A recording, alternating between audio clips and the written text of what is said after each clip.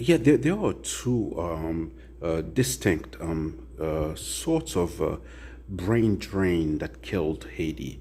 The first one started in the during the early '90s when the U.S. imposed economic sanctions on Haiti, and so what you have is that middle class kids, well, middle class families, who could afford sending their kids to the U.S. or Canada, they did, because it was hard, due to the sanctions, with stuff like going to school because there wasn't enough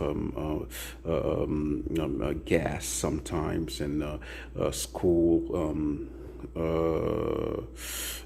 schedule had to be reduced to 3 days a week, a bunch of stuff. So people, a lot of kids left. People sent their kids away, and they stayed. Most of them stayed, and even those who didn't go at the beginning, who didn't leave at the beginning of the '90s, they left afterwards. When they finished school, because they said, they didn't see any future in the country. Many did, and then you have the second the second wave of brain drain, which started with the kidnapping thing. So in the 2000s, and which throughout the 2010s. So a lot of people, who could leave, they left because it was terrifying.